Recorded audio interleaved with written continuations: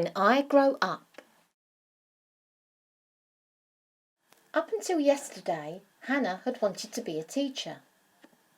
She had been practising schools with her little brother. Bobby was only 3, so was not always happy to sit at the table being told what to do, let alone the fact that he wasn't doing it correctly by his bossy sister, who at 6 years old was taking a chosen future career far too seriously. Even though Hannah had set the dining table up with paper and pencils for Bobby at one end, and all her teacher's stuff at the other end, which consisted of red and green pens for marking work, as well as some "You are a star" and "Well done" stickers. Bobby really didn't appreciate it. He kept crying or moaning that he wanted to go and play with his bricks or toys. However, yesterday had resulted in Bobby running out into the garden before he could be persuaded to play schools, tripping over his scooter that had been left laying on the floor by the back door and badly grazing his shin, which is on the lower part of his leg. Amongst his screaming and crying there was actually quite a lot of blood. Mum had picked him up and carried him into the kitchen, sat him on the side by the sink and very gently cleaned the cut. "This cut looks quite deep. It may even need a stitch or two. Let's pop down to the doctor's surgery to see the nurse," said Mum. Mum strapped Bobby into his car seat. He was still crying, holding on tightly to his favourite Pokemon, but not as loudly now, and they drove to the doctor's surgery. Once inside, Mum gave Bobby's details, his name and address, to the receptionist, and they sat down and waited to be called into the nurse's room. After a few minutes, Bobby's name came up in lights over the door. This was to tell you whose turn it was, whether you were seeing a doctor or a nurse, and what room to go to. It read, "Bobby Robinson, room 3, Nurse Brown." They all got up and went into room 3. The nurse smiled at them and said, "Do come in and sit down. My name is Nurse Brown." "Hello, Mrs. Robinson. Now who do we have here?" Before Mum had a chance to answer, Hannah said, "Bobby's cut his leg and there was a lot of blood. He tripped over his scooter and my name is Hannah." "Thank you, Hannah," smiled Nurse Brown, and she typed some details into her computer. As the nurse and Mum were talking, Hannah looked around the room. Apart from the desk with the computer where the nurse was sitting, there were other chairs. Mum was sitting on one with Bobby on her lap. There was a long trolley bed with paper on it, some scales on the floor, a sink, and a unit with lots of little drawers in it. But what was most interesting was the large skeleton standing in the corner. When Hannah turned back, Nurse Brown was talking to Bobby. "Who is that tucked under your arm, Bobby?" "Pikachu," whispered Bobby. "It's hurt his leg."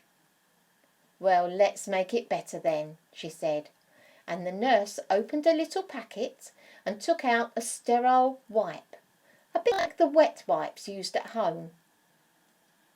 And Nurse cleaned Pikachu's leg. Then she pulled open one of the drawers. There were all sorts of plasters in it, different shapes and sizes. And taking a small one and pulling the paper backing off it, she stuck it onto Pikachu's leg. There, that's much better. And because Pikachu was so brave, he can have a sticker. Which one do you think he would like? By now, Bobby had stopped crying and even gave a smile as he pointed to a sticker. "Now, let's make your knee better too," said Nurse Brown. Nurse Brown went to the sink and washed her hands. Then she opened another packet and gently wiped over Bobby's leg. "Your mum's made a lovely job of cleaning this for you, and I can see it just needs a butterfly stitch or two." "Oh, are you going to stitch him together?" asked Hannah, watching intently. "Well, not with a needle and thread," replied Nurse Brown, "but with some tiny magic plasters that help hold the skin together so it can heal easier. and we call them butterfly stitches because they have slightly larger sticky end either side. It makes them look a little bit like a butterfly. Nurse Brown put 2 of the tiny butterfly plasters on Bobby's leg. "There you are," she said. "Now you can choose a sticker for yourself and one for your sister too." "Nurse Brown, why have you got a body in your room? It's not Halloween." Nurse Brown laughed and said, "Well, first of all, let me assure you that this one is not real, but it is a good copy of what a skeleton looks like. So, for instance, I can show you that this bone here is called the tibia." Nurse Brown pointed to the shin area on the skeleton. "This is where Bobby hurt his leg. So it can be very useful to compare when someone has hurt themselves." "Wow," said Hannah, "you have some really cool stuff." They thanked the nurse and said goodbye. On the way home, Hannah said, "I've decided I'm not going to be a teacher when I grow up. I'm going to be a nurse." When they got home, Hannah went straight to her room. "I know I had a nurse's outfit and a medical bag in here somewhere," pulling out her cupboard. She found the white case with the red cross on the front. Inside was a stethoscope for listening to someone's heart and breathing, a large syringe for giving someone an injection, but it didn't have a needle, a large plastic stick. It looked like a big lolly stick, and it was for putting the end of the stick into someone's mouth to hold their tongue down and asking them to say "ah" to see if they had a sore throat, as well as 4 large rolls of bandages, but no plasters. "Mum," called out Hannah, "can I have some plasters for my first aid bag from the bathroom?" "Yes, just a few," replied her mum. Hannah went into the bathroom, opened the cupboard and saw the large box of assorted plasters. It contained all different shapes and sizes in there, and some had little cartoon pictures on them. When Hannah went downstairs, she showed her mum her bag. "That's great," said Mum, "very organised. Now, I need you to play with your brother for a while I'm on the phone with work. Don't be too bossy. He's quite happy playing with his bricks." "OK, Mum," said Hannah. Hannah carried her first aid bag into the living room with her, and sure enough, Bobby was playing on the floor with his bricks. "Bobby, would you like me to play with you?" Bobby looked up. "No, not school," he said. "I'll play bricks with you," replied Hannah. "Would you like me to build you a tower?" Bobby nodded. This was one of his favourite things to do, seeing just how high they could build the tower block before it fell over. After a while, Hannah said, "Let's build a hospital now. You get the red bricks."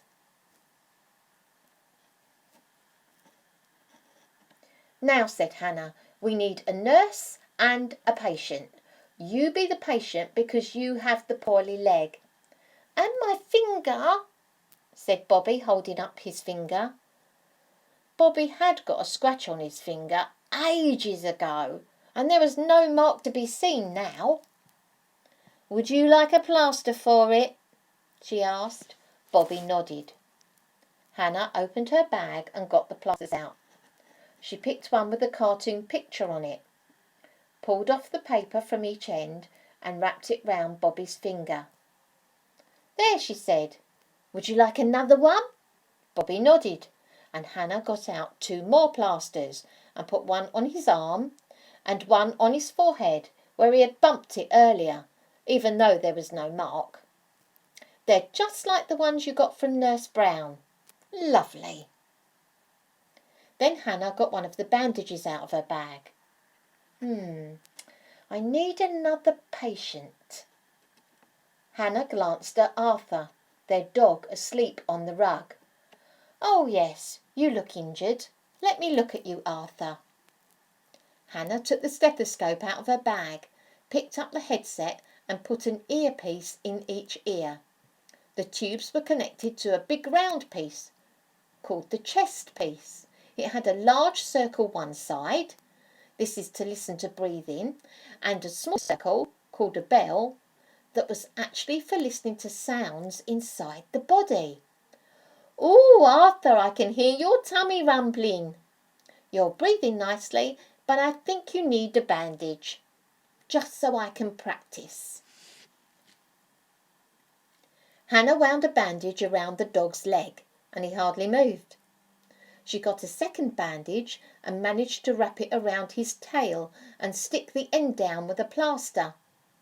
Arthur lifted his head to look at what Hannah was doing, and then lay down and shut his eyes again.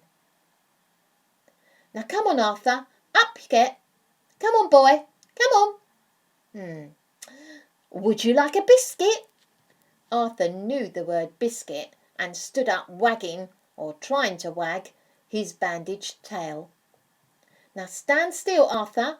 Hannah wrapped another bandage around his middle and over his back. Just then Mum walked back into the room. "Good grief, Hannah, what are you doing to the dog?" "I'm practising my bandage skills," said Hannah. "Funny Arthur," said Bobby, pointing at the dog. Arthur was looking very sorry for himself by this point. Then Mum noticed the plasters on Bobby. "Oh, well, at least you've used the kiddie plasters. They come off easier than the others. But there's more to first aid than just plasters and bandages. I tell you what, Hannah, I will print off some information for you to read from the Daisy First Aid site. And I think it might be a good idea to book one of her classes too. And you need to unbandage the dog." Mum also printed some papers for Hannah that said patient information at the top, and then put them on a clipboard and gave it to Hannah. "Oh, thanks, Mum," said Hannah. "Now I can do things properly." Later that day, when Hannah's dad came home from work and her parents were talking in the kitchen, Hannah overheard her dad say, Just before I left work, I got a paper cut. It's quite sore." Hannah rushed out to the kitchen. "Let me see your cut, Dad." "Oh, it's not serious," he replied. "It will be fine." "Now, Dad, all cuts need to be cleaned. I'm learning about first aid. Please sit at the table and I will get my bag." Dad looked at Mum and said, "I hope I'm not going to be covered in bandages like the poor dog." Hannah came back with her first aid bag and her clipboard. "My name is Nurse Hannah. What is yours?" "Dad." "No, your proper name." Harry Potter." "No, Dad, be serious. Your real name. And did you cut it?" moaned Hannah. "I must have all the details for my files." "OK," said her dad. "My name is Harry Robinson. I was at work, and as I picked up a sheet of paper and folded it, the edge cut my finger." He held his finger up to show the cut. After Hannah had wrote the details on her pad, she looked at the finger. I see. First of all, it will need cleaning. Please wash your hands and very gently pat them dry." "Oh, I've already washed them," said her dad. "I would like you to do it again, please, before I take a closer look." Once that was done, Hannah took a plaster from her bag and gently wrapped it around the finger covering the cut. "This will keep it clean, and I will check it again for you tomorrow. And as you've been brave, you can have one of my Pokemon stickers." "Well, I'm very impressed," said her dad, very pleased that he wasn't going to be turned into an Egyptian mummy with the bandages. "That was very professional, Nurse Hannah. Thank you very much. You were very kind and caring. I think you will make a brilliant nurse or a doctor." Hannah smiled. The end.